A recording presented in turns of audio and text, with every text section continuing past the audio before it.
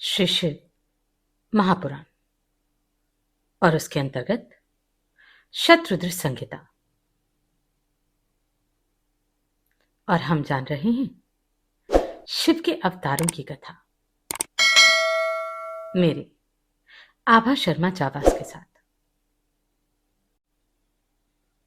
नंदीश्वर बोले, हे तात, परमेश्वर शिव का जो सुरेश्वर अवतार हुआ, जिसने धौम्य के ज्येष्ठ भ्राता उपमन्यु का हित साधन किया था, मैं उसका वर्णन करूंगा, आप श्रवण कीजिए। व्याघ्रपात का उपमन्यु नाम वाला एक पुत्र था, जो परम बुद्धिमान एवं सज्जनों का प्रिय था। वह जन्मांतरीय तपस्या से सिद्ध था और मुनि के पुत्र रूप में उत्पन्न हुआ था।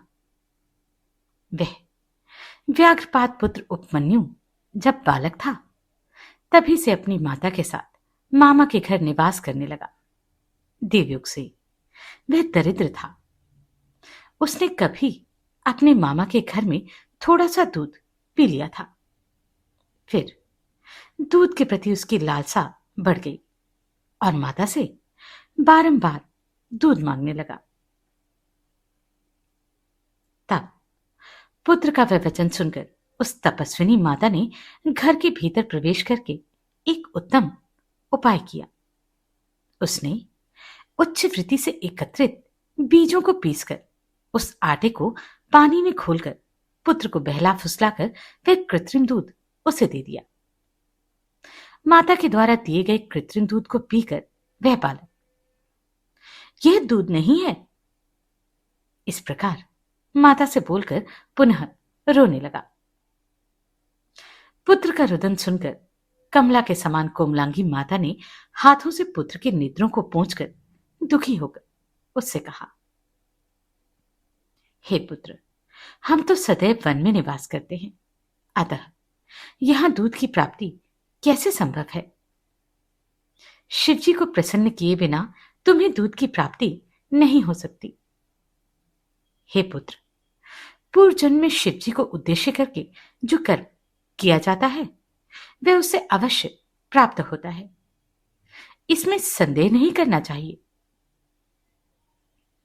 माता के इस प्रकार के वचन को सुनकर मातृवत्सल वह व्याघ्रपात पुत्र शोकरहित होकर अपनी माता से बोला, हे माता, यदि शिवजी कल्याण करने वाले हैं तो शोक करना व्यर्थ है।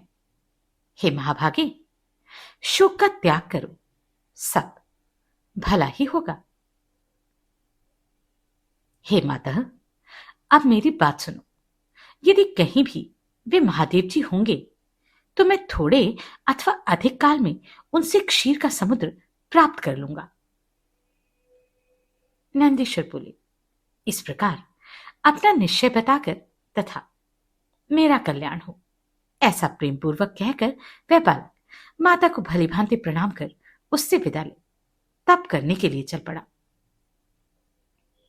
वह बालक हिमालय पर्वत पर जाकर वायु का पान करते हुए सावधान मन से 8 ईंटों से एक मंदिर बनाकर उसमें मिट्टी का शिवलिंग स्थापित करके उस लिंग में भक्तिपूर्वक पंचाक्षर मंत्र के द्वारा पार्वती सहित शिव का आवाहन कर वन में उत्पन्न पत्र, पुष्प आदि से उनका पूजन करने लगा। इस प्रकार पार्वती सहित उन शिवजी का ध्यान करके पंचाक्षर मंत्र का जप तथा उनकी अर्चना करते हुए उसने बहुत काल पर्यंत घोर तप किया। हे मुने, उस महात्मा बालक उपमन्यु की तपस्या से सारा चराचर लोक प्रचलित हो उठा। इसी समय विष्णु आदि देवताओं के द्वारा प्रार्थित भगवान शिव ने उसकी भक्ति की परीक्षा के लिए इंद्र का रूप धारण किया। पार्वती इंद्राणी के रूप वाली हो गई, सभी गण देवता हो गए और नंदी ने ऐरावत गज का रूप धारण किया। इस प्रकार जब इंद्रूप की सारी सामग्री उपस्थित हो गई, तब गणों एवं पार्वती सहित इंद्रूप शिवजी उपमन्यु के ऊपर अनुग्रह करने के लिए शीघ्र ही उसके आश्रम पर गए। हे मुनीश्वर, इंद्र रूपधारी शिवजी ने उसकी भक्ति की परीक्षा करने के लिए गंभीर वाणी में उस बालक से कहा, हे सुव्रत, मैं तुम्हारी इस तपस्या से अत्यंत प्रसन्न हूं। तुम वर मांगो, मैं तुम्हारा सारा अभिष्ट प्रदान करूंगा, इसमें संशय नहीं है। इंद्र रूपधारी उन शिवजी के इस प्रकार कहने पर उसने हाथ जोड़कर कहा, मैं शिव में भक्ति होने का वरदान चाहता हूं। यह सुनकर इंद्र बोले, क्या तुम त्रिलोकी के स्वामी, देवगणों के रक्षक, सभी देवगणों से नमस्कृत मुझ इंद्र को नहीं पहचानते? हे ब्राह्मण श्रेष्ठ, तुम मेरे भक्त हो जाओ और निरंतर मेरी ही पूजा करो। मैं तुम्हारा सब प्रकार का कल्याण करूंगा। तुम गुण रहित शिव को छोड़ो। उन निर्गुण रुद्र से तुम्हारा क्या कार्य हो सकता है, जो देवजाति से बाहर होकर पिशाचत्व को प्राप्त हो गए हैं? नंदीश्वर बोले, यह सुनकर पंचाक्षर मंत्र का जप करता हुआ बालक अपने धर्म में विघ्न उत्पन्न करने के लिए उनको आया हुआ जानकर इस प्रकार बोला, शिव निंदा में रत तुमने इस प्रकार प्रसंगवश उन देवादिदेव को निर्गुण एवं पिशाच कहा है। तुम अवश्य ही प्रकृति से परे ब्रह्मा, विष्णु तथा महेश्वर को उत्पन्न करने वाले और सभी देवेश्वरों के भी ईश्वर उन रुद्र को नहीं जानते। ब्रह्मवादी लोग जिन्हें सत, असत, व्यक्त, अव्यक्त, नित्य, एक तथा अनेक बताते हैं, मैं उन्हीं से वर मांगूंगा। तत्वज्ञ लोग जिन्हें तर्क से परे तथा सांख्य योग के तात्पर्यार्थ को देने वाला मानते हैं, मैं उन्हीं से वर मांगूंगा। विभु शंभु से परे कोई तत्व नहीं है। वे सभी कारणों के कारण, गुणों से सर्वथा परे हैं। अतः ब्रह्मा, विष्णु आदि देवों से श्रेष्ठ हैं। मैं न तो आपसे, न विष्णु जी से, न ब्रह्मा जी से और न अन्य किसी देवता से वर मांगता हूं। शंकर जी ही मुझे वर प्रदान करेंगे। बहुत कहने से क्या लाभ है। मैं अपना निश्चय बता रहा हूं कि मैं पशुपति शिव जी को छोड़कर किसी अन्य देवता से वरदान नहीं चाहता। हे इंद्र, आप मेरा अभिप्राय सुने। मैंने आज यह अनुमान कर लिया कि मैंने जन्मांतर में अवश्य कोई पाप किया है, जिससे मुझे शिव जी की निंदा सुननी पड़ी। शिव की निंदा का श्रवण करते ही जो शीघ्र उस निंदा करने वाले का प्रतिकार कर उसी समय अपना शरीर छोड़ देता है, वह शिवलोक को जाता है। हे सुराधम, अब दूध के विषय में मेरी यह इच्छा नहीं रही। अब तो मैं शिवास्त्र से तुम्हारा वध कर अपना यह शरीर त्याग दूंगा। नंदीश्वर बोली। इस प्रकार कहकर उपमन्यु मरने के लिए तैयार हो गए और दूध के प्रति भी इच्छा का त्याग कर इंद्र को मारने के लिए उद्वत हो गए। तब अग्निहोत्र से भस्म लेकर उसे अघोरास्त्र से अभिमंत्रित करके इंद्र के ऊपर उस भस्म को छोड़कर उस मणि ने घोर शब्द किया। इसके बाद अपने इष्टदेव के चरण युगल का स्मरण कर अपने शरीर को जलाने हेतु अग्नि की धारणा करते हुए वह उपमन्यु स्थित हो गए। ब्राह्मण उपमन्यु के इतना कर लेने पर शक्र रूपधारी शिवजी ने सौम्य के द्वारा उस महायोगी की आग्नेय धारणा को रोक दिया। उनके द्वारा फेंके गए उस शंकर प्रिय अघोरास्त्र को शिवजी के आदेश से नंदी ने बीच में ही पकड़ लिया। तदनंतर भगवान परमेश्वर ने उन ब्राह्मण के समक्ष मस्तक पर द्वितीय का चंद्र धारण किया हुआ अपना स्वरूप प्रकट किया। सर्वसमर्थ उन प्रभु ने हजारों दूध के, हजारों दही आदि के तथा हजारों अन्य भक्ष्य भोज्य पदार्थों के समुद्र उन्हें दिखाए।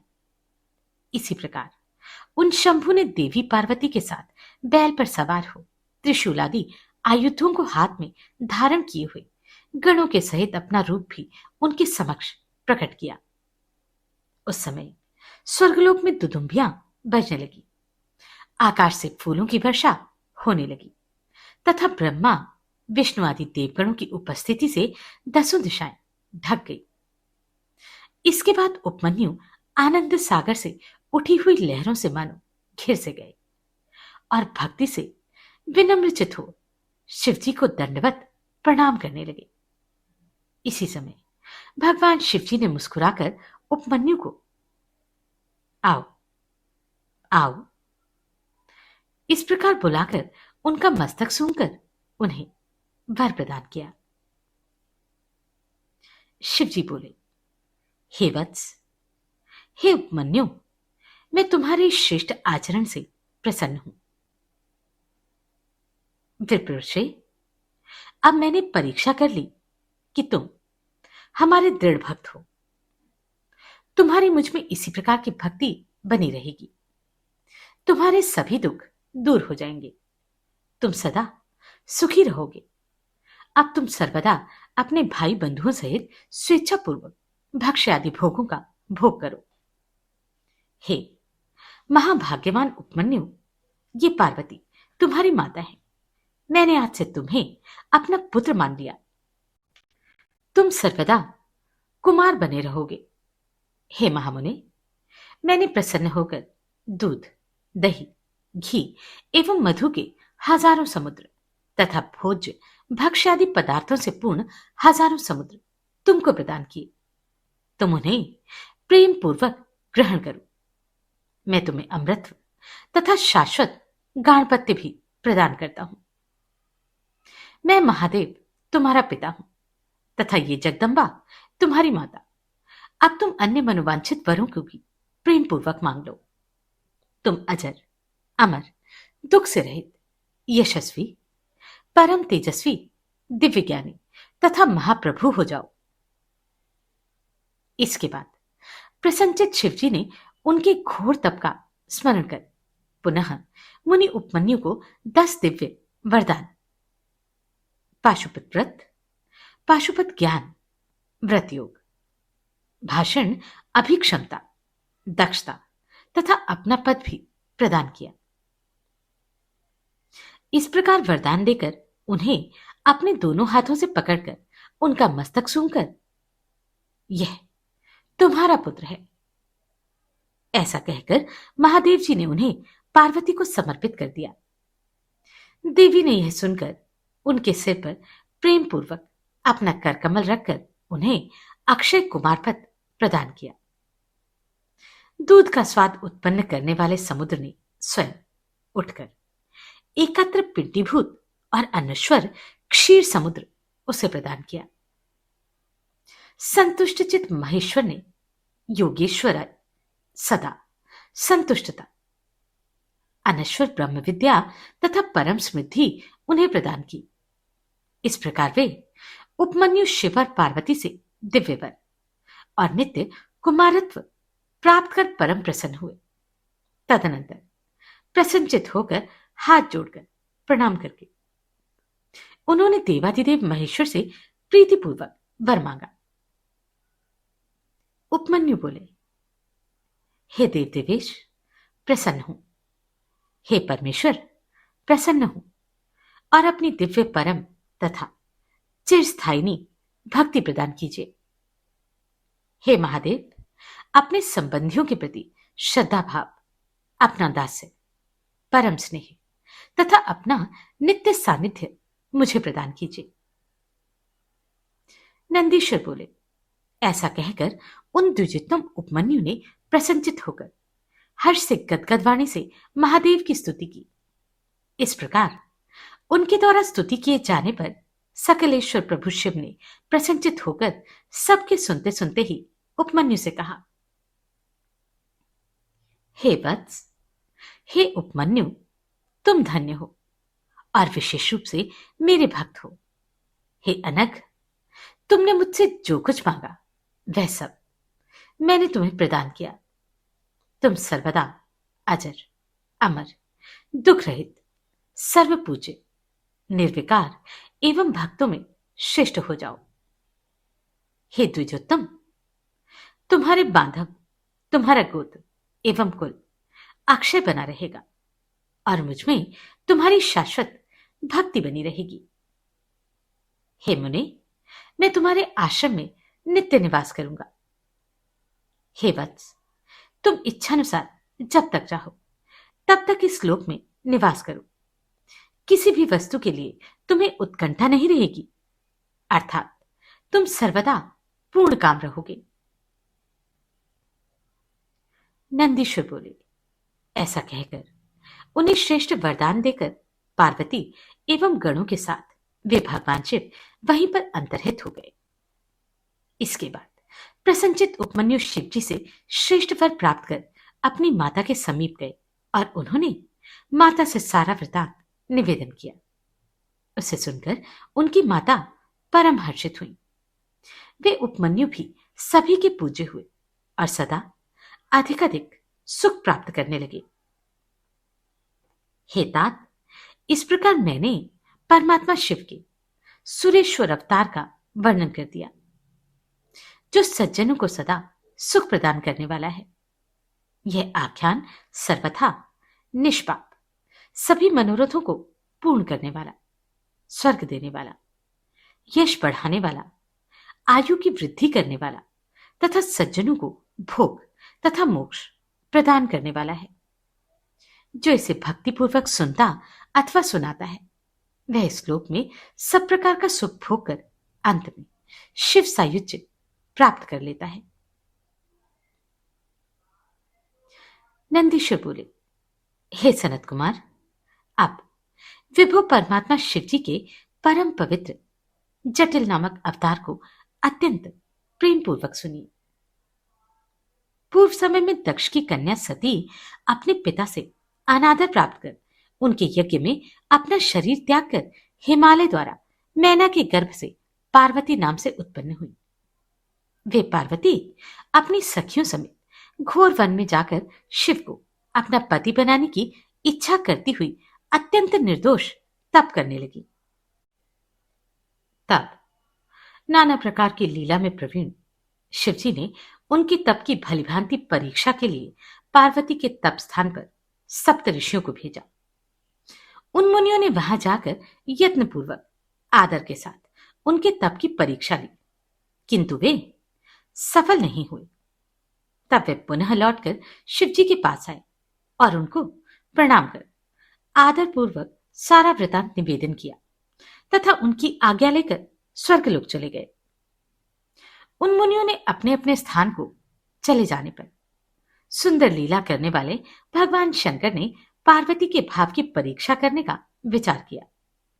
उस समय शिवजी ने अपनी इच्छाओं का दमन करने के कारण साक्षात ईश्वर ही प्रतीत होने वाले तपोनिष्ठ तथा आश्चर्य संपन्न, प्रसन्नता से परिपूर्ण ब्रह्मचारी का स्वरूप धारण किया। वे भक्त वत्सल सदाशिव शंभु छत्र दंड से युक्त तथा जटाधारी वृद्ध ब्राह्मण के जैसा उज्जवल वेश धारण किए हुए मन से हृष्ट तथा अपने तेज से दीप्त होते हुए अत्यंत प्रीतियुक्त होकर गिरजा के वन में गए।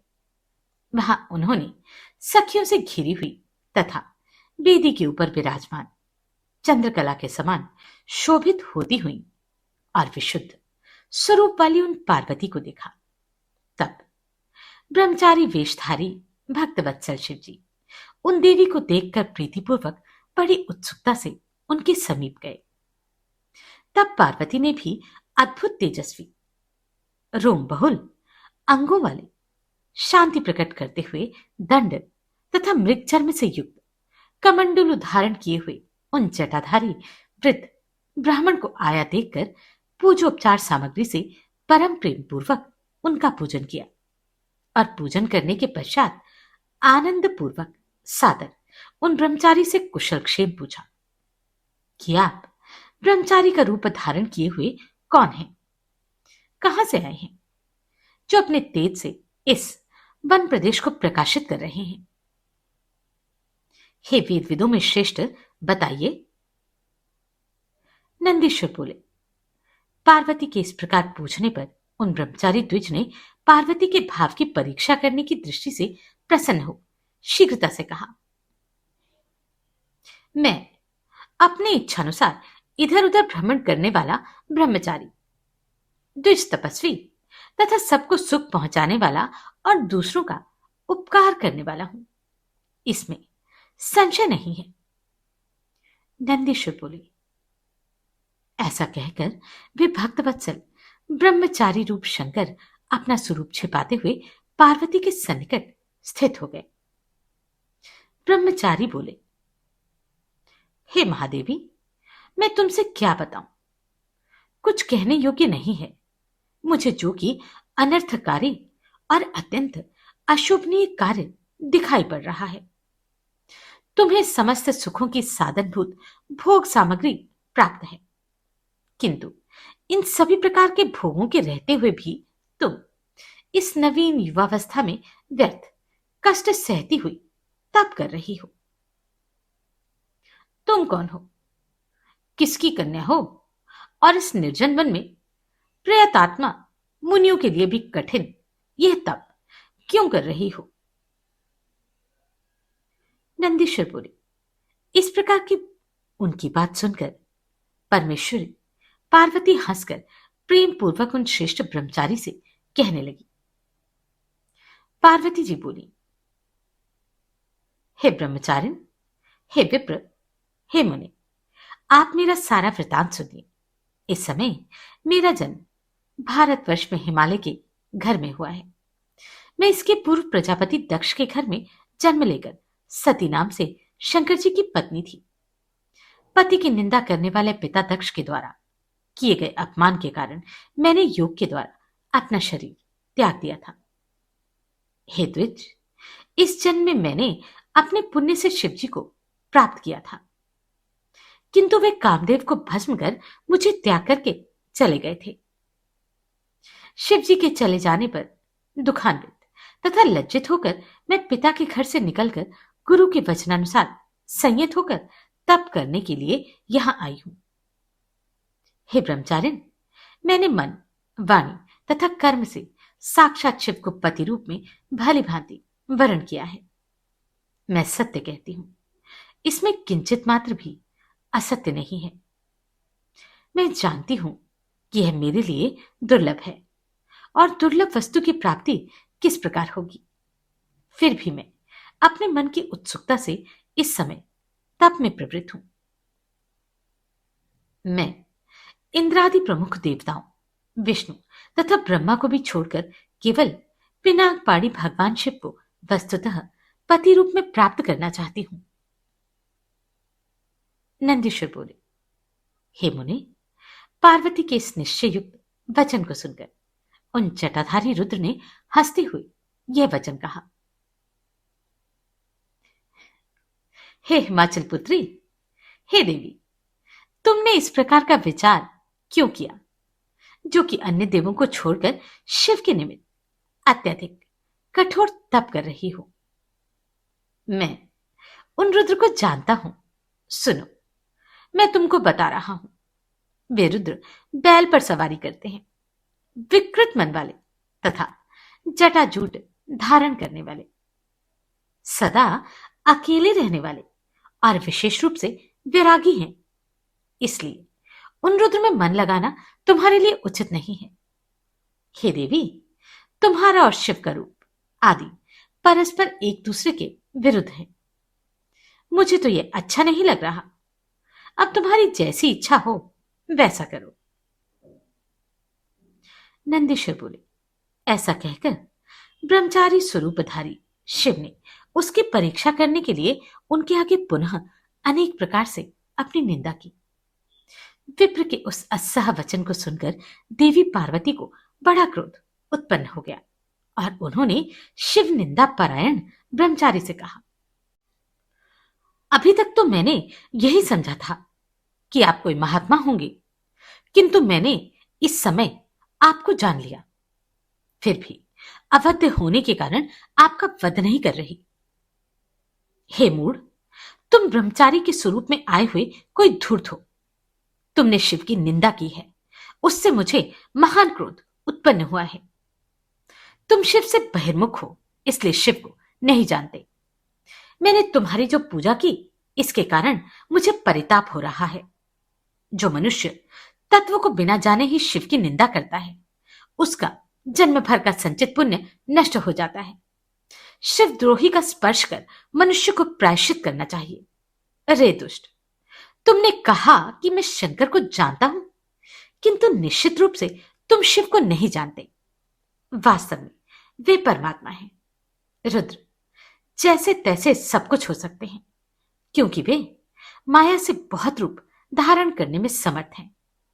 सज्जनों के प्रिय, वे सर्वथा निर्विकार होने पर भी मेरे मनोरथ को पूर्ण करेंगे। नंदीश्वर बोले। ऐसा कहकर उन देवी पार्वती ने उन ब्रह्मचारी से उस शिव तत्व का वर्णन किया, जिसने शिव ब्रह्म के रूप में निर्गुण एवं अव्यय कहे जाते हैं।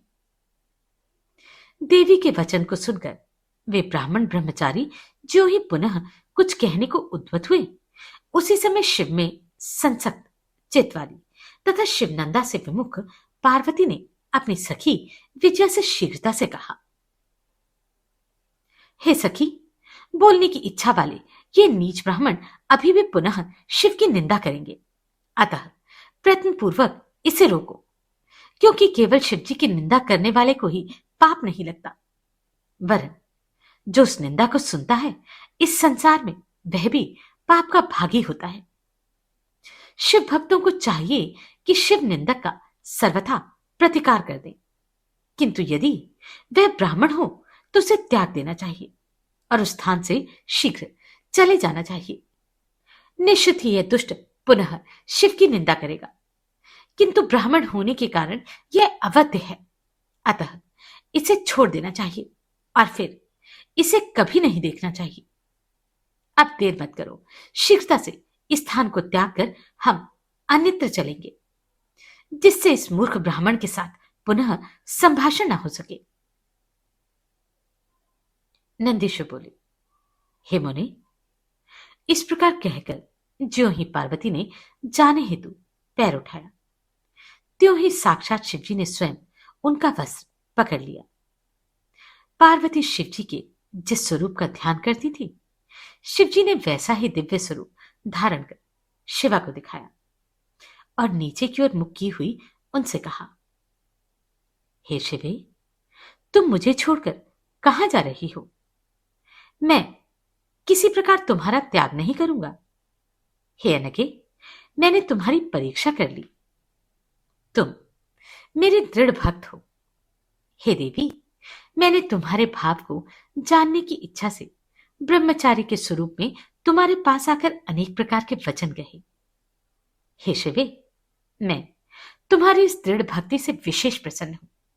अब तुम अपना मनोवांछित वर मांगो। तुम्हारे लिए कोई भी वस्तु मुझे अदेय नहीं है। हे प्रेम निर्भरे, तुमने अपनी इस तपस्या से आज से मुझे अपना दास बना लिया। तुम्हारे सौंदर्य को बिना देखे मेरा एक एक क्षण युग के समान बीत रहा है। अब तुम लज्जा को त्यागो, क्योंकि तुम मेरी सनातन पत्नी हो। हे प्रिय, आओ, मैं तुम्हारे साथ शीघ्र ही कैलाश पर्वत पर चलता हूं। देवेश के इस प्रकार कहने पर भी पार्वती अत्यंत प्रसन्न हो उठी और उनके तप करने का जो कलेश था वह सब दूर हो गया।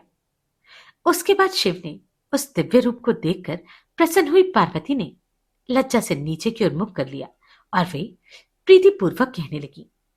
शिवा बोली, हे देवेश, यदि आप मुझ पर प्रसन्न हैं और मेरे ऊपर कृपा करना चाहते हैं तो हे देवेश, आप मेरे पति हो।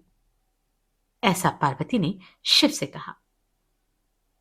नंदीश्वर बोले, उसके बाद वे शिवजी विधि विधान से पानी ग्रहण करके उनके साथ कैलाश पर चले गए और उन पार्वती ने उन्हें पति रूप में प्राप्त कर देवताओं का कार्य संपन्न किया। हे तात, इस प्रकार मैंने पार्वती के भाव की परीक्षा लेने वाले ब्रह्मचारी स्वरूप शिवावतार का वर्णन आपसे किया। मेरे द्वारा कहा गया यह आख्यान पवित्र तथा उत्तम है। जो इसे प्रेम पूर्वक सुनेगा वह सुखी होकर सदगति प्राप्त करेगा। नंदीश्वर बोले, हे सर्वज्ञ सनत कुमार, आप सर्वव्यापी परमात्मा शिव जी के नर्तक नट नामक अवतार का श्रवण कीजिए। जब हिमालय सुता कालिका पार्वती शिव को प्राप्त करने के लिए वन में जाकर अत्यंत निर्मल तप करने लगी, तब हे मुने उनके कठिन तप से शिव जी प्रसन्न हो गए और उनके भाव की परीक्षा के लिए तथा उन्हें वर देने के लिए प्रसन्नतापूर्वक वहां गए। हे मुने, अत्यंत प्रसन्नचित वाले शिव जी ने उन्हें अपना रूप दिखाया और उन शिवा से वर मांगो इस प्रकार कहा। शिव जी के उस वचन को सुनकर तथा उनके उत्तम रूप को देखकर पार्वती बहुत प्रसन्न हुई और उन्हें भली भांति प्रणाम कर वे कहने लगी, हे देवेश, हे ईशान, यदि आप मुझ पर प्रसन्न हैं और यदि मुझे वर देना चाहते हैं तो मेरे पति बने और मेरे ऊपर कृपा करें। हे नाथ, मैं आपकी समुचित आज्ञा से पिता के घर जा रही हूं। हे प्रभु, आपको भी मेरे पिता के पास जाना चाहिए। आप भिक्षुक बनकर अपना उत्तम यश प्रकट करते हुए मुझे मांगे और प्रेम पूर्वक मेरे पिता का गृहस्थाश्रम पूरी तरह से सफल करें। उसके अनंतर हे प्रभु, हे महेशान, आप शास्त्रोक्त विधि से देवगणों का कार्य सिद्ध करने के लिए मेरा पाणी ग्रहण करें। हे प्रभु, आप मेरे इस मनोरथ को पूर्ण कीजिए। आप सर्वथा निर्विकार हैं तथा भक्त वत्सल नाम वाले हैं और मैं सर्वदा आपकी भक्त हूं। नंदीश्वर बोले, पार्वती के इस प्रकार कहने पर भक्त वत्सल भगवान शिव, ऐसा ही हो। यह वचन कहकर अंतर्धान होकर अपने स्थान कैलाश को चले गए।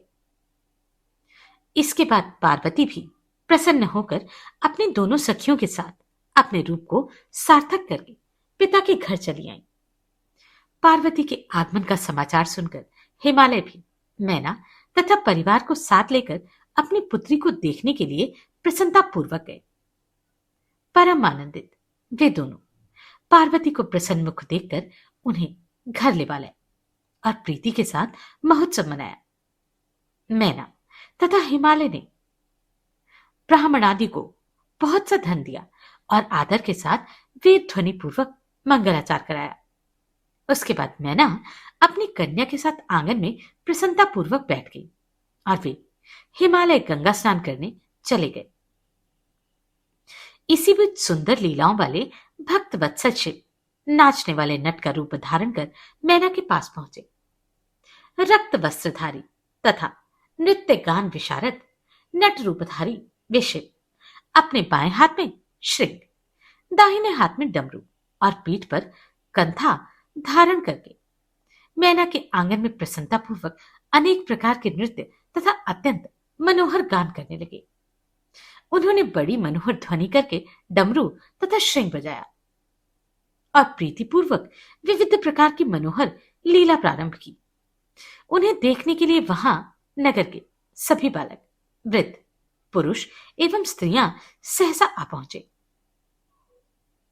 हे मुने, उत्तम गीत को सुनकर तथा उस मनोहर नृत्य को देखकर सभी लोग उस समय सहसा मोहित हो गए और मैना भी मोहित हो उठी।